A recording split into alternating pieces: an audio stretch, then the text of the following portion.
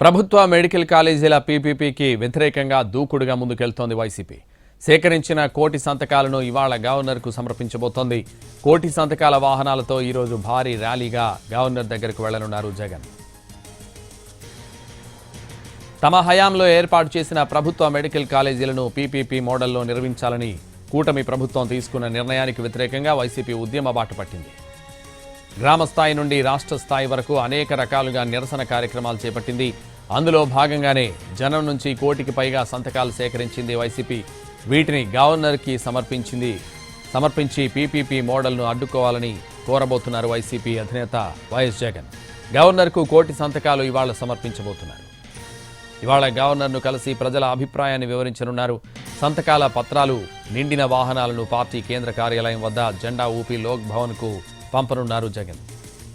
వాహనాలు పంపిన అనంతరం పార్టీకి చెందిన ఎమ్మెల్సీలు, ఎమ్మెల్యేలు, జిల్లాల అధ్యక్షులు, రీజనల్ కోఆర్డినేటర్లు, సీనియర్ నాయకులతో సమావేశమవుతారు.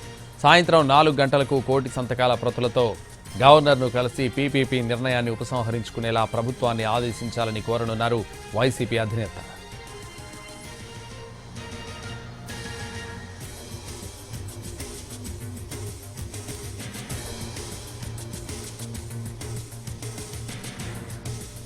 ప్రతి జిల్లాకు మెడికల్ కాలేజ్ ఉండాలనే లక్ష్యంతో మంజూరు చేశారు వైఎస్ జగన్. 2024 ఎన్నికల్లో జగన్ ఓడిపోవడం, కూటమి ప్రభుత్వం అధికారంలోకి రావడంతో మెడికల్ కాలేజీల కాన్సెప్ట్ మారిపోయింది.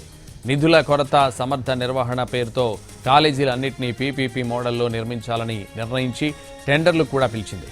పేద ప్రజలకు వైద్యంతో పాటు వైద్య విద్య అందుబాటులోకి తేడానికి తీసుకొచ్చిన మెడికల్ కాలేజీలను ఉద్దేశపూర్వకంగానే కూటమి ప్రభుత్వం ప్రైవేట్ పరం చేస్తోందని వైసీపీ ఆరోపిస్తోంది. అక్టోబర్ 9న అనకాపల్లి జిల్లా నర్సీపట్నంలో నిర్మాణంలో ఉన్న మెడికల్ కాలేజ్ దగ్గరకు జగన్ వెళ్లారు. అక్కడి మెడికల్ కాలేజీని పరిశీలించిన జగన్ ప్రభుత్వం అమలు చేస్తున్న పబ్లిక్ ప్రైవేట్ పార్ట్నర్షిప్ విధానాన్ని తీవ్రంగా తప్పుబట్టారు. అక్కడి నుంచే సమర శంఖం పూరించారు.